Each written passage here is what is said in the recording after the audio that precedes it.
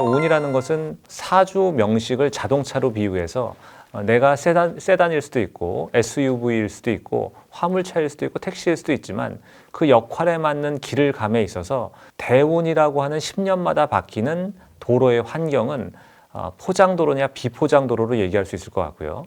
세운이라고 하는 매년 바뀌는 운의 환경은 그 도로 안에서 정체가 있거나 잔사고가 나는 구간을 얘기할 수 있는 거니까 그것에 따라서 운이 좋고 나쁜 것을 체크해 볼 수가 있는데요.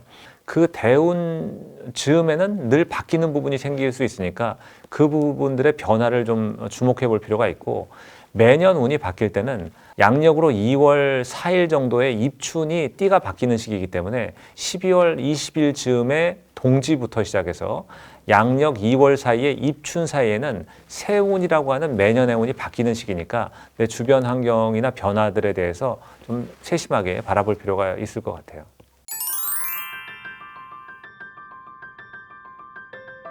운의 환경에서 어떤 변화가 일어날 때 마치 계절의 간절기가 있듯이 운과 운 사이에도 교운기라는 것이 있어요. 좋은 운이 들어올 때 주변 사람들이 변하는 경우가 많아요. 그래서 어떤 강력한 멘토 같은 사람이 들어와서 나에게 강한 영향을 미치는 경우들도 있고, 퇴사를 한다거나 이혼을 하는 것도 반드시 운이 나쁜 경우에 하는 것은 아니거든요. 또는 지역의 변화 이런 것들이 생기고, 시간에 대해서도 내가 시간을 들이는 정성을 들이는 분야가 달라진다거나 시간을 쓰는 내용들이 좀 달라지는 거죠. 내가 운동을 굉장히 좋아했다거나 그렇다고 하더라도 운동을 하는 방법이 좀 달라질 수도 있고, 책에 대한 관심이 많아지면서 책을 읽는 것이 될 수도 있고, 내가 어떤 부분에서 대해서 깊은 상처를 가지고 고민이 많았는데 그 상처가 아무것도 아닌 것처럼 보이면서 나의 의식의 변화도 중요하다고 볼 수 있을 것 같아요.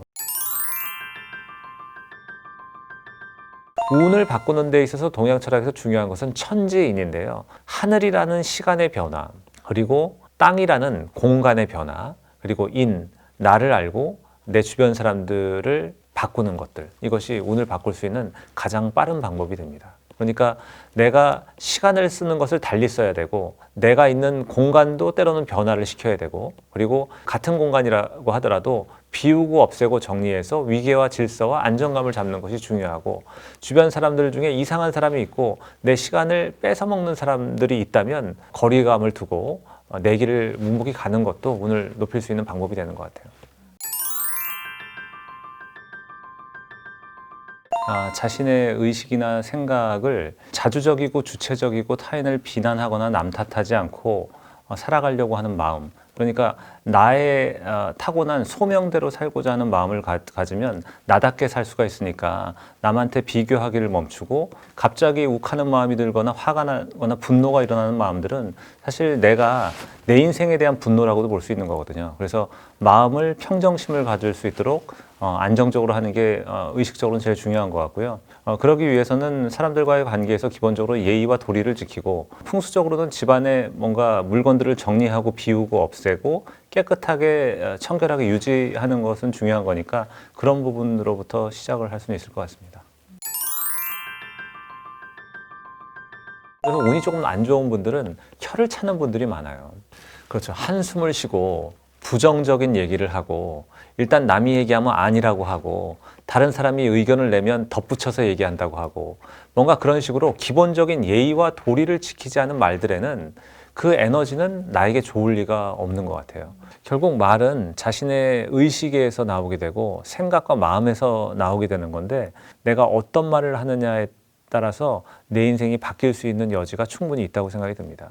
그러니까 남을 비난하고 탓하고, 그리고 다른 사람을 존중하지 않고 뒷말을 하고, 또는 이제 자신이 어떤 잘못을 저질렀음에도 불구하고 부끄러움을 알지 못하고 그런 것에서 사과하지 않는 말들, 그런 말들은 본인의 운을 나쁘게 만드는 거라고 생각을 해요.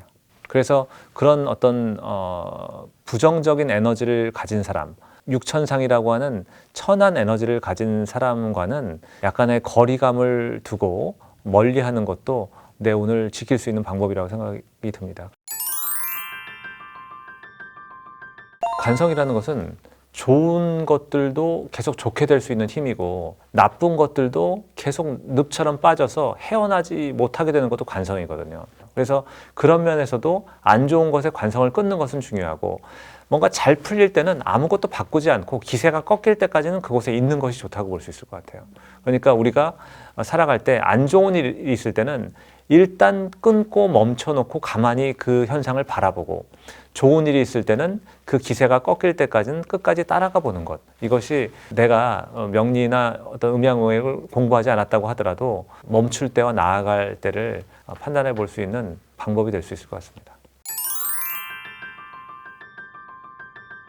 내가 뭔가 막혀 있고 직장 생활에서도 또 답답함이 있고 돈도 잘 모이지 않고 사람과의 관계나 연인과의 관계 또는 이제 배우자와의 관계에서 트러블도 많고 이럴 때는 뭔가 막혀 있는 운에 있을 확률이 높은 건데요. 그럴 때일수록 이유 없이 주변 동료들에게 커피를 사고 밥을 사는 것과 같은 행동을 하는 것은 에너지를 좀 높일 수 있는 방법이 되는 것 같아요. 그리고 또 하나, 책을 읽고 공부하고 배우는 것도 중요한 것 같습니다. 그러니까 결국 운을 좋게 하기 위해서는 직접 체험을 많이 해야 되는 건데요. 우리가 인생이 유한하기 때문에 직접 체험을 하는 데는 한계가 있기 때문에 가장 직접 체험과 유사한 독서를 하거나 그림을 감상하는 것도 좋지만 그림을 그리거나 책을 읽는 것도 중요하지만 책을 쓰거나 이런 활동들을 많이 하면서 운을 높일 수 있는 것 같습니다.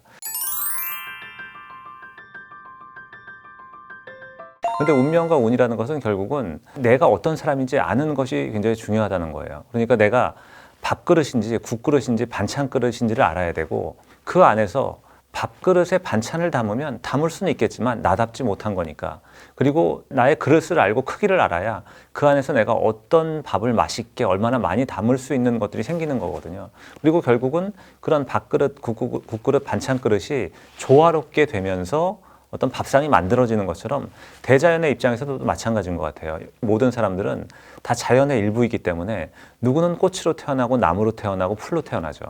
하늘 높이 자라나는 나무를 바라보면서 바람이 불면 뉘었다가 다시 일어나는 풀이 하늘 높이 올라가는 큰 나무를 시기하거나 질투하거나 끌어내리지 않잖아요.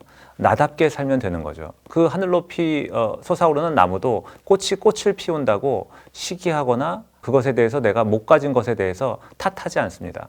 그러니까 이런 것들을 많은 분들이 오해와 편견과 왜곡 없이 잘 받아들일 수 있는 나를 아는 도구와 삶을 살아가는 어떤 지표와 나침반과 지침으로 삼았으면 좋겠다는 마음으로 썼으니까 그런 부분들을 좀 참고해 보시면 좋을 것 같습니다. 명리에서는 이것을 이제 십성이라고 해서 10가지 기운으로 표현하고 있어요. 만세력에 자신의 생년월일시를 넣으면 그 안에 년주, 월주, 일주, 시주라는 4개의 기둥이 있어서 사주라고 하고, 그 안에 2글자씩 8개의 글자가 있어서 팔자라고 하는데, 태어난 날짜의 첫 번째 글자를 일간이라고 해서 나 자신으로 보고 나머지 7개의 글자와의 관계를 보고 십성을 보게 되는데요. 그 십성에는 비견, 겁재, 식신, 상관, 편재, 정재, 평관, 정관, 정인, 편인이라는 10가지 에너지를 가지고 있습니다. 비견이라는 것은 자존심, 겁재는 승부욕, 그리고 식신은 뭔가 분석하고 파고드는 성정, 그리고 상관은 소통하고 대화하고 이야기 나누는 그런 기질이라고 볼 수 있을 것 같고, 편재는 기획, 구성, 디자인 또는 큰 돈에 대한 욕망, 도전하는 마음, 정재는 꼼꼼함, 치밀함, 안정적인 것을 좋아하는 성향, 그리고 안정적이면서도 위험을 회피하는 성향, 이렇게도 얘기할 수 있습니다.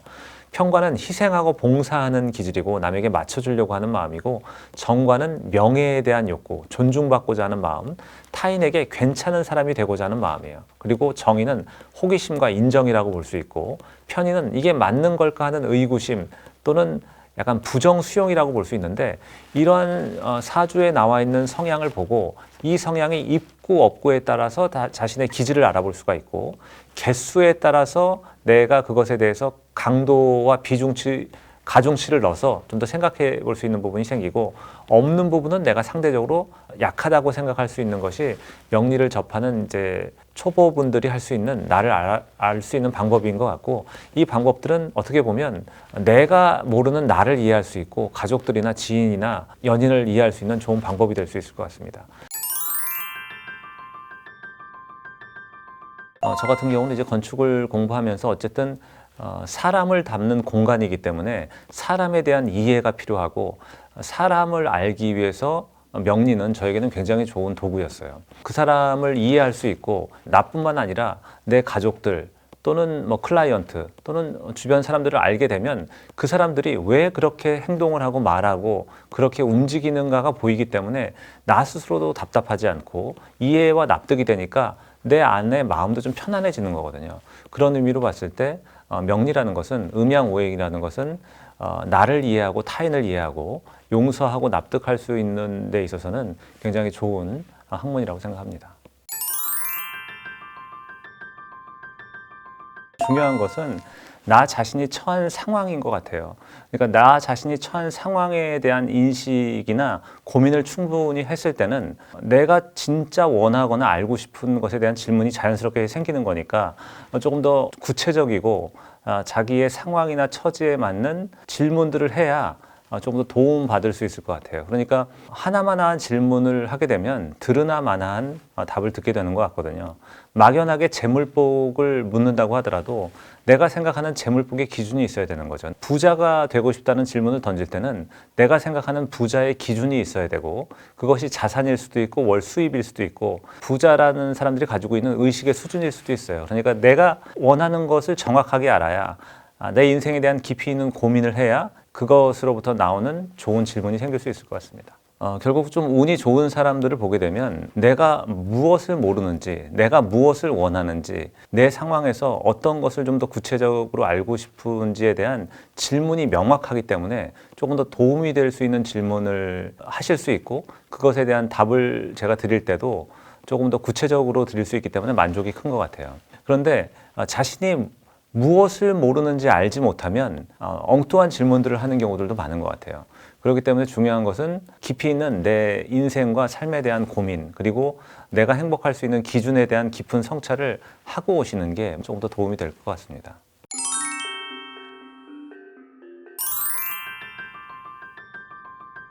관상에서 이제 돈이 들어오는 상은, 부자의 상은 정해져 있죠. 눈에 총기와 정기가 있고, 재백궁이라고 해서 이제 코를 얘기해서 재물운을 얘기하기도 하는데, 코끝 준두에 찰집이 잘 잡혀 있으면 큰 돈을 벌 수 있고, 콧방울이 마늘을 쪼개 놓은 것처럼 쪼개져 있으면서 정면에서 봤을 때 콧구멍이 비양하지 않아서 들려 있지 않으면 돈이나 비밀이 새지 않기 때문에 좋다고 얘기하지만, 코가 과도하게 큰 것 자체가 재물운을 얘기한다고 보기는 좀 어려운 부분이 있기 때문에 오악이라고 하는 이마, 코, 양쪽 광대, 턱도 살짝 나와야 되고, 그리고 눈썹과 눈 사이에 전태궁이라고 하는 부분도 적당한 두께감과 살도 좋아야 부동산으로도 좀 안정이 될 수 있는 운도 있고, 그래서 전체적인 부분을 한꺼번에 봐야 되는 부분인 것 같습니다.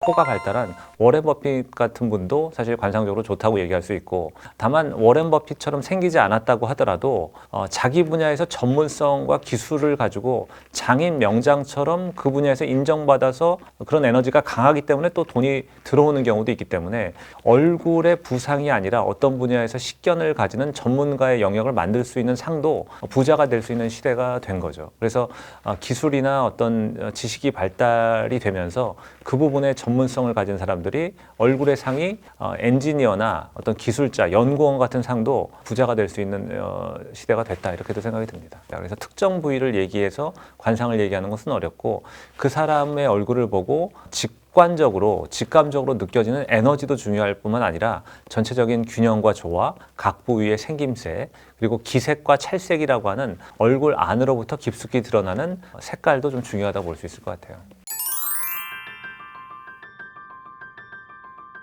어떤 한 분야에서 몰두하고 몰입해서 성취를 하거나 어떤 분야에 정성을 다해서 일을 한 사람들의 얼굴에는 어떤 기세와 격이 나타나게 되거든요. 일본에 예전에 한번 편의점에 갔을 때, 편의점에서 일하는 그 아르바이트생이 비닐 봉투에 산 물건들을 이렇게 넣는 것을 보시면 굉장히 마치 테트리스처럼 굉장히 정성껏 하나하나 놓는 모습을 보실 수 있을 텐데, 내가 가진 현재의 일에서 정성을 다하고 노력하고 하는 모습들은 앞으로 더 운이 좋아질 수 있는 여력이 생기는 거고, 그런 것들은, 그런 태도와 마음가짐은 얼굴에 그대로 다 반영이 된다고 볼 수 있을 것 같아요. 그러니까 이런 분들이 계시죠. 아르바이트를 하는 이 동안은 열심히 하지 않고 내가 직장에 들어가서 정규직이 되면 진짜 열심히 일하겠다. 그거는 이제 의식 자체가 좀 잘못됐다고 생각이 들어요. 내가 지금 하는 일에서 몰두하고 열중을 해서 뭔가 열리지 못했을 때는 그것이 경험이 돼서 다른 쪽에서 열릴 수 있는 기회를 만드는 거니까 지금 내가 하고 있는 일에 정성을 다하고 그리고 인생은 살아내므로 해서 운이 열리는 거거든요. 이제 관상을 볼 때는 얼굴을 중심으로 보기도 하지만 그 사람의 목소리, 습관, 태도, 눈빛 뭐 이런 것도 같이 보게 되는 거거든요. 그런데 얼굴에서도 우리가 어떤 표정을 짓느냐에 따라서 5년 뒤, 10년 뒤의 모습이 달라지고 내가 어떤 의식을 갖느냐에 따라서 그 심상이 얼굴에 고스란히 드러나는 것이기 때문에 타고난 상도 있고 변화되는 상도 있는 거죠. 그러니까 결국은 형태는 기운을 만들고 기운은 형태를 만드는 선순환이 생기는 건데 그 선순환의 시작점에서 나쁜 것들은 끊어내고 좋은 것들은 계속 이어갈 수 있는 관성의 힘을 의식하는 것이 중요할 것 같습니다.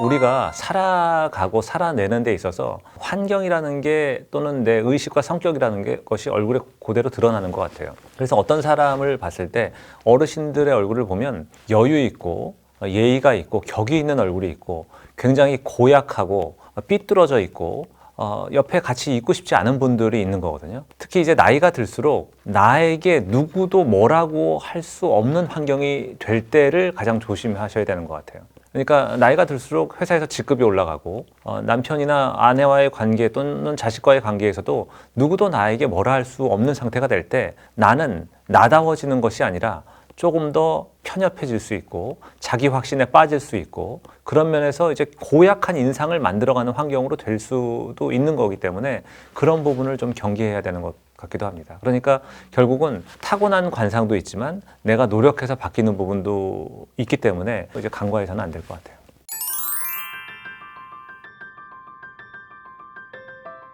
일단 얼굴을 봤을 때 균형이 많이 안 잡혀 있는 사람들, 좌우 불균형, 누구나 좌우 불균형이긴 한데요. 너무 뒤틀려 있거나 함몰돼 있거나 이런 얼굴도 좋은 얼굴이 아니고 특히 눈빛은 중요하다고 볼 수 있는데 검은 눈동자가 위로 붙어서 좌우 아래가 백색인 삼배간도 좀 잔인하다거나 자신의 목적을 위해서는 수단을 가리지 않는다 이렇게도 볼 수 있을 것 같고 검은 눈동자가 가운데 작게 있어서 위아래 양옆이 사배간 다 백색인 눈도 좋지 않다고 볼 수 있을 것 같습니다. 그리고 즉각적으로 느껴지는 그 사람의 에너지가 있는데 사람을 많이 만나다 보면 좀 차거나 냉하거나 뭐 더럽다, 탁하다, 모질다 이런 에너지가 확 느껴질 때가 있거든요. 그것도 이제 그 사람의 뭘 볼 수 있는 관상의 영역이라고 볼 수 있을 것 같아요. 사내가 여자의 목소리를 내거나 너무나 가는 목소리를 내는 것도 흉하고 여자가 너무 걸걸하고 탁하고 쇳소리를 내거나 둔탁한 소리를 내는 것도 흉하다 이렇게 볼 수 있으니까 목소리에 있어서는 양의 남자는 양의 소리가 나야 되고 음의 여자는 음의 소리가 나야 되니까 남자 같은 경우에는 깊은 울림이 있는 목소리가 좋은 거고 여자분들 같은 경우에 쇳소리나 걸걸하지 않는 좀 부드러운 목소리가 좋다고 얘기할 수 있습니다.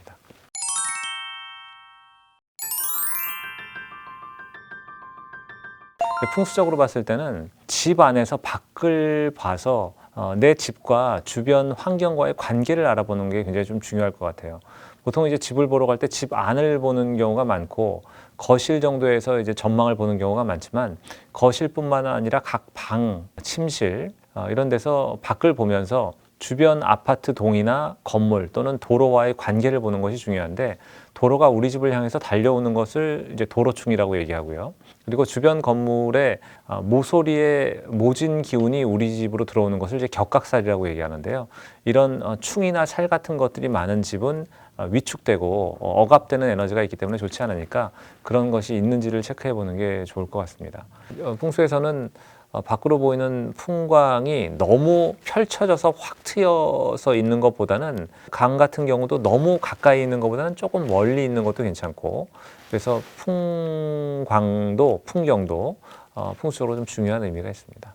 사실 뭐 혐오시설 같은 것들이 보이면 좋지 않고 그것들을 봤을 때 안 좋은 것들이 연상되는 위치에 있는 것도 좋지 않은 거니까 그런 쪽을 좀 피하시는 게 좋겠죠. 그리고 이제 아파트의 평면에서도 보통 요즘에 지어지는 주상복합 같은 경우는 사선으로 돼 있다거나 뭐 틀어져 있다거나 이런 경우들이 많은데 장방형으로 안정돼 있으면서 돌출이나 어떤 함몰이 없는 그런 평면도의 형태가 좋은 거니까 그런 안정감을 체크해 보는 것이 좋고, 그리고 특히 이제 높은 층에 올라갔을 때는 어지럼증이 느껴진다거나 조금 불안정한 느낌이 드는 집들도 있거든요.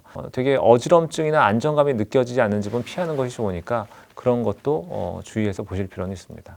그리고 특히 이제 아파트를 보게 됐을 때 우리가 어떤 아파트 단지에 들어가서 특정 동을 찾을 때 굉장히 손쉽게 큰 고민이나 찾는 어려움 없이 잘 찾을 수 있는 단지가 있고, 어떤 단지에 들어가면 어지럽고 찾지 못하고 질서가 없는 데도 있는데, 질서가 없는 단지는 좋지 않은 거니까 그것이 이제 설계가 잘못된 것도 물론 있지만 잘못된 설계에 의해서 에너지가 잘 생기지 않기 때문에 그런 내부적인 설계와 디자인도 풍수적으로 좀 중요하다고 볼 수 있을 것 같아요. 단지의 어떤 형태가 예각이나 모서리나 사다리꼴이 아니라 삼각형이 아니라 어떤 장방형의 안정된 형태면 좀 더 좋을 것 같고, 어떤 집에 들어갔을 때 주변 건물에 의해서 억압되거나 억눌리는 에너지를 갖는 것도 좋지 않은 거니까 그렇지 않은 집을 찾는 것도 중요하다고 볼 수 있을 것 같습니다. 우리나라의 기후나 풍토나 토지를 고려했을 때 나무가 자랄 수 있는 최대 높이를 30m 정도로 보고, 그것이 땅의 기운인 지기가 미치는 범위로 봤을 때 13층이나 14층 아래 정도가 좋다고 볼 수 있지만, 그보다 높은 층이라고 하더라도 그 자체에서 안정감이 느껴지고 보이는 전망 자체가 너무 확 튀어서 에너지가 흩어지는 것이 아닌 에너지가 응집되는 기운을 볼 수 있는 자리면, 또는 산세, 수세, 지세에 따라서 달라지는 부분도 있으니까 일단은 너무 높은 층은 좋지 않을 수 있지만 단정할 수 없고 케이스에 따라서 좀 다른 부분도 있는 것 같습니다. 일단 땅의 기운인 지기가 채 만들어지지 않는 땅도 좋지 않고, 일반적으로 봤을 때 풍수에서는 전저후고라고 그래서 도로보다는 집이나 아파트가 있는 땅이 높은 게 좋거든요. 그렇기 때문에 도로 아래에 있는 땅에 있는 집도 아파트도 좋지 않다고 볼 수 있으니까 그런 것들은 피하시는 것이 좋고, 특히 주택이나 빌라 같은 경우에는 급하게 내려오는 경사로에 얹어져 있는 집은 좋지 않은 경우가 있으니까 산중턱에 있는 집들이 좋다고 볼 수 있지만, 그런 경우에는 내려왔다가 살짝 멈춰져 있는 이런 자리들이 좋은 자리고, 급속하게 물이 빠져나가는 자리는 풍수적으로 좋지 않은 거니까 그런 자리들도 좀 피하는 게 좋습니다. 특히 어떤 땅이 있는데, 내가 이렇게 땅이 있는데 양쪽에서 도로가 앞으로 이렇게 전진해 나가면서 물이 빠져나가는 자리는 흉한 자리니까 그런 자리는 피하시는 게 좋아요. 집에서의 첫인상도 굉장히 중요하다고 볼 수 있는데, 그런 집들이 있죠. 갔을 때 좀 포근하고 편안하고 안정감이 있고 햇살도 잘 들어오고 음침하거나 음산하지 않고, 집에 들어갔을 때, 그러니까 운이 좀 괜찮은 사람의 집에 들어갔을 때 특징들 중에 하나는 특정한 냄새가 없는 경우가 많아요. 환기도 잘 돼 있고 채광 통풍이 잘 돼 있고, 너무 과하게 디퓨저 향이 난다거나 향기가 너무 유독 독하면 그것은 나쁜 냄새를 없애기 위해서 일부러 잠시 해놨을 수도 있으니까 그런 부분에 대해서도 좀 생각을 해보셔야 되니까, 일단 오감이 만족되는지, 그리고 나의 어떤 직감이라는 감각에 있어서 좀 불편함이 없는지도 생각해 보는 것도 중요한 것 같아요. 그래서 부잣집에 집을 가보게 되면 대문과 집의 현관이 일직선으로 되어 있는 경우는 거의 없어요. 약간 굽이굽이 돌아서 갈 수 있게 되어 있는 것은 외부로부터 순화되지 않은 기운이 바로 들어와서 부딪히는 충을 피하기 위함입니다. 집의 현관이 굉장히 깨끗하게 잘 관리되어 있는 경우가 많아요. 그래서 현관에 택배 상자나 우산이나 골프채나 유모차나 자전거 같은 것들로 막혀 있지 않고 신지 않는 신발들이 널브러져서 쌓여 있는 경우도 없고, 그리고 들어갔을 때 집의 정체성을 알려주는 현관에서 좀 좋은 향기가 나고, 좋은 향기라는 것은 어떤 인위적인 향기를 얘기하는 것이 아니라 기본적으로 좀 깨끗해서 나는 향기들이 있잖아요. 그런 좋은 향기가 나는 것도 좋은 집의 특징이라고 볼 수 있을 것 같아요. 현관에는 막혀 있게끔 하는 것은 좋지 않은 거니까, 택배 상자, 자전거, 우산, 골프채, 유모차, 이런 것들도 좋지 않고, 그리고 선인장이나 난처럼 뾰족한 식물들도 좋지 않은 거니까 그런 것도 피하시는 게 좋고, 현관문을 열고 집에 들어오자마자 자신이 보이는 마주하는 거울은 에너지가 이제 밖으로 빠져나가는 것이 되니까 좋지 않고요. 그리고 보통 아파트의 신발장의 문짝마다 거울이 달려 있어서 거울이 쪼개진 형태로 되어 있는 경우도 많은데, 이런 것도 좀 피하는 게 좋을 것 같습니다. 일단 풍수에서 좋지 않은 것은 현관문을 열자마자 맞은편에 창이 있다거나, 그러니까 현관문 또는 문과 문이 마주보는 것, 창과 창이 마주보는 구조, 문과 창이 마주보는 구조는 좋지 않기 때문에, 그런 경우에는 앞에 관엽식물이나 또는 이제 뭐 블라인드 같은 거를 쳐서 막을 수도 있는데요. 화장실도 마찬가지예요. 현관문을 열자마자 맞은편에 화장실이 있는 구조가 있는데, 이것은 돈이 모이지 않고 빠져나가는 그런 구조이기 때문에, 그런 집이시라면 중문을 설치하거나 아니면 화장실을 환기 목적 이외에는 늘 닫아두시거나 그 앞에 관엽식물을 두시거나 발 같은 거를 치어서 보완하는 것도 좋은 방법이 될 수가 있죠. 책상의 위치든 자녀분이건 서재건 간에 문을 열었을 때 문에서 보이는 그 폭의 공간에는 침대도 두지 않는 게 좋고 책상도 두지 않는 게 좋아요. 그러니까 내가 이렇게 공부를 하고 있을 때 방문이 보이고 그 너머로 현관문이 있어서 바로 들어오는 형태는 좋지 않은 거예요. 안정감도 없고 공부에 몰입이 어려운 위치이기도 하죠. 일단 할 수 있는 가장 좋은 방법은 버리고 비우고 없애는 거예요. 입지 않았던 옷들도 정리하고 없애거나 팔고, 기능이 다한 물건들, 고장난 물건들도 정리해서 버리고, 그래서 공간에 여력을 만들어야 생기가 들어와서 응집되고 확산하는 것을 계속 하기 위해서는 공간에 여력이 있어야 되는 거거든요. 여백이 있어야 되는 거니까 그런 부분들을 신경 쓰시면 좋을 것 같고, 그래서 너무 꽉 차게 해놓는 것도 좋지 않은 데다가 특히나 역할과 기능이 상실된 어떤 공간이 있는 것도 좋지 않은 거니까, 어떤 공간은 이도저도 아닌 공간들이 꼭 있어요. 창고처럼 쓰이지만 또 창고도 아닌 것이, 거기에 또 책을 읽는 의자가 있기도 하고 책상이 있기도 하고, 그래서 이도 저도 아닌 역할과 기능이 명확하지 않은 공간을 두는 것만큼 나쁜 것은 없는 거니까 그런 부분들을 잘 정리하시는 게 중요할 것 같습니다. 결국 이제 사람이 집을 짓지만 집이 사람을 만들고, 공간과 사람 사이에는 선순환이건 악순환이건 계속 영향을 주고받게 되거든요. 그래서 실제로 같은 정도의 병을 앓았던 환자가 창으로 숲이 보이는 곳에 있었던 환자가 벽으로 다 막혀 있는 곳에 있었던 환자보다 24시간 정도 먼저 퇴원한 사례도 있는 것만큼 공간은 사람에게 많은 영향을 미쳐요. 내 상태가 산만하고 어지럽고 안정이 안 되고 감정이 들쭉날쭉하기 때문에 공간이 이 모양이 되고, 이 모양이 된 공간이 나에게 더 안 좋은 영향을 미쳐서 악순환이 되는 경우도 있기 때문에, 일단 없애고 버리고 지우고 끊어내는 것이 제일 중요합니다. 그래서 조금 운이 안 좋은 막혀있는 집들에 가보게 되면 냉동실을 열면 냉동실이 꽉 차 있으면서 뭐가 뭔지도 모르는 것들이 그냥 꽉 방치돼 있죠. 그래서 정리하고 없애고 비우고 내가 그곳에 뭐가 있는지 다 알아야 돼요. 그 정도로만 뭔가 소유하고 가지고 있어야 운도 좋아지고 편안해진다고 볼 수 있습니다.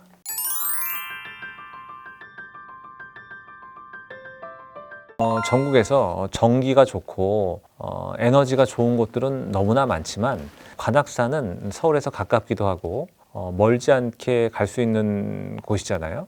그래서 특히 이제 관악산 같은 경우는 화기라는 화의 에너지가 있기 때문에 화기가 부족한 사람에게도 좋지만, 관악산은 전기가 맑고 같은 소원을 3번 빌기 위해서 오르면 그 소원은 반드시 이루어진다는 얘기가 있을 정도로 에너지가 좋은 곳입니다. 그러니까 지금 고민이 있다거나 걱정이 있다거나 또는 내가 바라고자 하는 소망이 있을 때 그 소망에 대해서 내가 할 수 있는 것들은 최선을 다하고, 그 이후에 관악산 연주대까지 올라가는 것을 하시는 것은 분명히 좋은 의미로의 영향력을 가질 수 있다고 생각이 들어요. 그리고 사실 걷는다는 것은 사유한다는 것이고, 사유한다는 것을 통해서 자신의 상처나 에너지를 올릴 수 있는 부분들이 있기 때문에, 지금 어떤 상황에 처하셨건 조금 답답하거나 어려움이 있으시거나 아니면 본인의 소망이나 욕망 때문에 좀 힘들어하시는 부분들이 있다면 반드시 올라가셔서 좋은 기운 받으시고 원하는 것들을 다 성취하시길 바라겠습니다.